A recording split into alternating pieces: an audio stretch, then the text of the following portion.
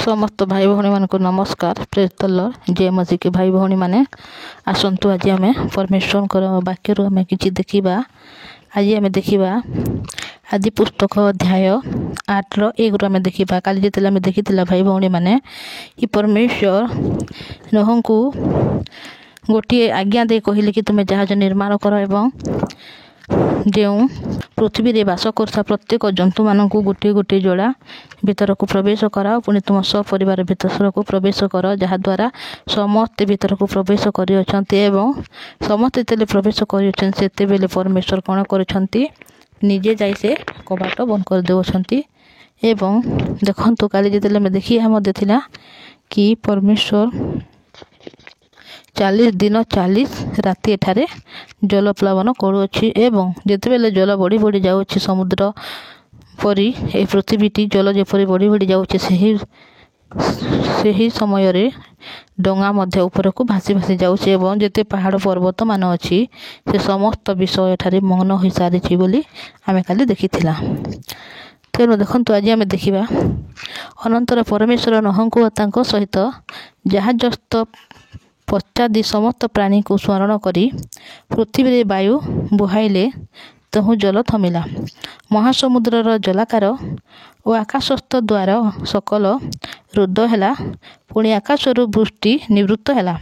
देखंतु जेतेबेले पृथ्वी रे बास करता प्रत्येक जंतु उरगामी पक्षी मଣିଷ समस्ते कौन हेले तेरे जल समस्ते ध्वंस हेले जहाद्वारा जो जहाजटी थिला जहाज रे प्रवेश करतबा प्रत्येक जन सेठारे बंची अछंती एवं एतेबेले परमेश्वर कौन करती से जहाज भितर बास करतबा प्रत्येक लोक माननकु कौन करछंती परमेश्वर ठारे स्मरण करी समुद्र आकाश द्वार सकल वृद्ध कले बोले ठारे लिखा है। एवं से कौन करछन वर्षा को सेठारे कौन कले सेठारे अटकाई देउछंती। तहिरे पृथ्वी रे जल बही जाई 150 दिन रे 150 दिन रे शेष रे ह्रास हैला। 150 दिन कौन होईछि से पृथ्वी रे जल रही एवं तापरे यह कौन होईछि ह्रास होईछि। एथिउत्थारु समस्त सप्तम मासर 17 दिन रे आराराट पर्वत उपरे जहाज लागी रहिला। देखंतु जेतेबेले वर्षा बेसी परिमाण हैला 40 दिन में 40 राति तेले परमेश्वर वर्षा कराइले जल प्लावन कराइले तद्वारा जो माने जहाज भीतर थिले से मान को परमेश्वर ठारे स्मरण करी वर्षा को परमेश्वर बंद कर देउछंती एवं परमेश्वर जल को सेठारे कम कर देउछंती।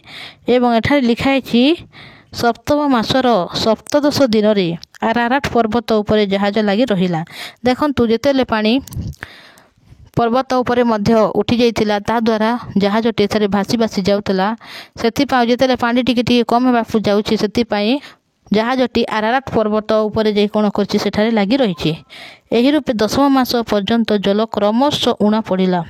10 मास देखंतु भाई भणी माने एते दिन सेठारे जल कोन होइछि एठारे उणा हेबाकु लागुछि। सही 10 मासर प्रथम दिन रे पर्वत गणर शुंख देखागला। देखंतु 10 मासर प्रथम दिन रे एका सेठारे कोन होछि शुंग माने पर्वतर जो शिखर अछि से शिखर शुंग एठारे देखा जाउछि। अनंतर आउ 40 दिन उतारे नह स्वनिर्मित जहाजर झरका फिटाई गोटाए डामरा काउ को उड़ाई देले।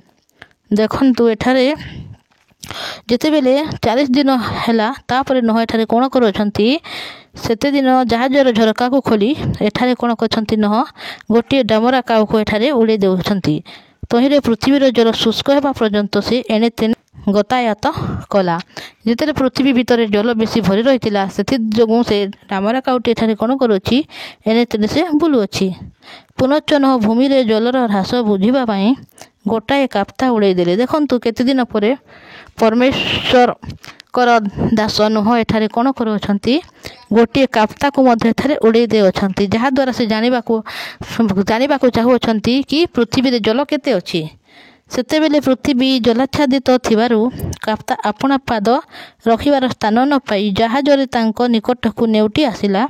ତହୁ ସେ ହାତ ବଢ଼ାଇ ତାକୁ ଧରି ଜାହାଜ ଭିତରେ ଆପଣା ନିକଟକୁ ଆଣିଲେ। ଦେଖନ୍ତୁ ଯେ କାପ୍ତାକୁ ନୋହ ଉଡ଼ାଇ ଦେଉଛନ୍ତି ସେତେବେଳେ କ'ଣ ହେଉଛି, ପୃଥିବୀରେ ବେଶୀ ପରିମାଣରେ ଜଳ ଭରି ରହିଛି, ଯାହାଦ୍ୱାରା ସେ କାପ୍ତାଟି ନିଜ ଗୋଡ଼କୁ ରଖିବା ପାଇଁ ଜାଗା କେଉଁଠି ପାଇଲା ନାହିଁ। ତଦ୍ୱାରା ସେ କ'ଣ କରୁଛି, ପୁଣି ଥରେ ସେ ଜାହାଜ ଭିତରକୁ ପ୍ରବେଶ କରୁଅଛି। ସେଥିସକାଶେ ସେ କ'ଣ କରୁଛନ୍ତି, ନୋହଟି ପୁଣି ସେ କାପ୍ତାକୁ ନିଜ ପାଖକୁ ଆଣିଅଛନ୍ତି।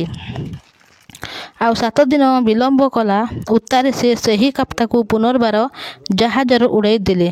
ପୁଣି 7 ଦିନ ଏଠାରେ ଦେଖୁଅଛନ୍ତି ନୋହ ଏବଂ ପୁଣି ସେହି କାପ୍ତାକୁ କ'ଣ କରୁଅଛନ୍ତି, ଉଡ଼ାଇ ଦେଖନ୍ତି। ମାନେ ଏଠାରେ ନୋହ ଜାଣିବାକୁ ପାଉଅଛନ୍ତି କି ପୃଥିବୀରେ ଜଳ କେତେ ଅଛି ବୋଲି। ତଦ୍ୱାରା ସେ କ'ଣ କରିଅଛନ୍ତି, ସେ କାପ୍ତାକୁ ପୁଣି 7 ଦିନ ପରେ ଉଡ଼ାଇ ଦେଉଛନ୍ତି। ତହିଁରେ କାପ୍ତା ସନ୍ଧ୍ୟାବେଳେ ତାଙ୍କ ନିକଟକୁ ଫେରି ଆସିଲା। ଆଉ ଦେଖ ତାହାର ଚଞ୍ଚୁରେ ଜିତବୃକ୍ଷର ନବୀନ ପଲ୍ଲବ ଥିଲା। ଦେଖନ୍ତୁ ଯେତେବେଳେ ସନ୍ଧ୍ୟାବେଳେ ଯେତେବେଳେ ସେ କାପ୍ତାଟି ପୁଣି ଥରେ ନୋହଙ୍କ ପାଖକୁ ଆସୁଅଛି, ସେତେବେଳେ କ'ଣ ହେଇଛି, ତା ଯେଉଁ ଥଣ୍ଟ ଅଛି, ଥଣ୍ଟରେ ଗୋଟିଏ ଜୀବବୃକ୍ଷର ନବୀନ ବୋଲେ ନୂତନ ପଲ୍ଲବ ଥିଲା। ମତଲବ ସେଠାରେ ଗୋଟିଏ ଡାଳ ଥିଲା। ଏଣୁ ପୃଥିବୀର ଜଳ ହ୍ରାସ ହୋଇଅଛି, ଏହା ନୋହ ବୁଝିଲେ। ତଦ୍ୱାରା ପୃଥିବୀରେ ଜଳ କମିଯାଇଅଛି ତା ବିଷୟରେ ନୋହ ଏଠାରେ ଜାଣିବାକୁ ପାଇଲେ। ଆଉ 7 ଦିନ ବିଳମ୍ବ କରି ସେ ସେହି କାପ୍ତାକୁ ପୁନର୍ବାର ଉଡ଼ାଇ ଦେଲେ, ମାତ୍ର ସେ ଆଉ ଥରେ ତାଙ୍କ ନିକଟକୁ ନେଉଟି ଆସିଲା ନାହିଁ। ଦେଖନ୍ତୁ ପୁଣି 7 ଦିନ ପରେ ନୋହଟି କ'ଣ କରିଛନ୍ତି, କାପ୍ତାକୁ ଉଡ଼ାଇ ଦେଲେ। ତଦ୍ୱାରା ସେ କାପ୍ତା ଆଉ ତାଙ୍କ ପାଖକୁ ନେଉଟି ଆସିଲା ନାହିଁ। ସେଥିରୁ ସେ ନୋହ ଏଠାରେ ଜାଣିବାକୁ ପାଇଲେ କି ପ୍ରକୃତରେ ପୃଥିବୀରେ ଜଳ କମିଯାଇଛି। ନୋହଙ୍କ ବୟସର 601 ବର୍ଷ। ପ୍ରଥମ ମାସର ପ୍ରଥମ ଦିନରେ ପୃଥିବୀ ଉପରେ ଜଳ ଶୁଷ୍କ ହେଲା। ସେତେବେଳେ ନୋହ ଜାହାଜର ଛାତ ଉଠାଇ ଅନାନ୍ତେ ଭୂମିକି ଶୁଷ୍କ ଦେଖିଲେ। ତାପରେ କ'ଣ କରୁଅଛନ୍ତି, ନୋହ ଏଠାରେ ଭୂମିକୁ ଦେଖିପାରୁଅଛନ୍ତି। ଏହି ରୂପେ ଦ୍ୱିତୀୟ ମାସର 27 ଦିନରେ ପୃଥିବୀ ଶୁଷ୍କ ହେଲା। ଦେଖନ୍ତୁ ବହୁତ ଦିନ ହେଲା ଏଠାରେ ପୃଥିବୀ କ'ଣ ହେଇଛି, ଏଠାରେ ଶୁଷ୍କ ହେଲା ବୋଲି ଏଠାରେ ଲେଖାଯାଇଅଛି।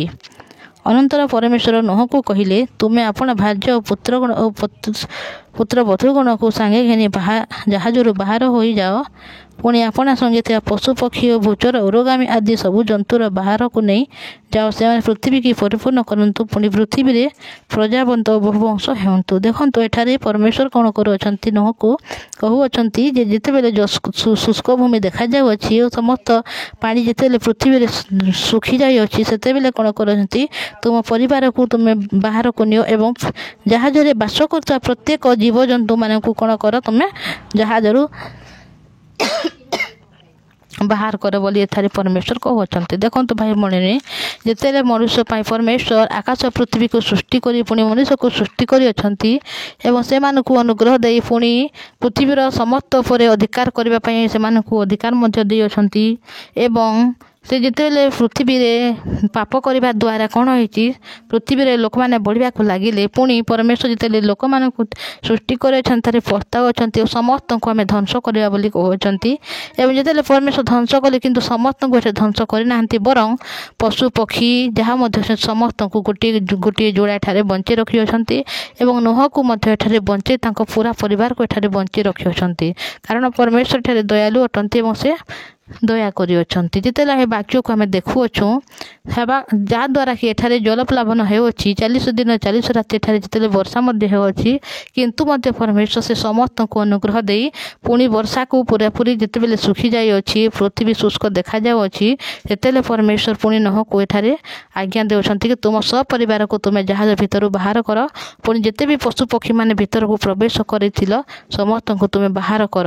କାରଣ ପରମେଶ୍ୱର ପୁଣି ଥରେ ପୃଥିବୀରେ ମନୁଷ୍ୟକୁ ଏବଂ ପଶୁ ପକ୍ଷୀ ଏବଂ ପକ୍ଷୀମାନଙ୍କୁ ସମସ୍ତଙ୍କୁ ପୁଣି ଥରେ ପୃଥିବୀରେ ବାସ କରିବା ପାଇଁ ପରମେଶ୍ୱର ଜାହାଜରୁ ବାହାର କରି ଦେଇଅଛନ୍ତି। ତେଣୁ ଭାଇ ଭଉଣୀମାନେ, ଆଜି ଆମେ ଏତିକି ଦେଖିଅଛୁ କି ପରମେଶ୍ୱର କିପରି ଅନୁଗ୍ରହ ଦେଇଅଛନ୍ତି।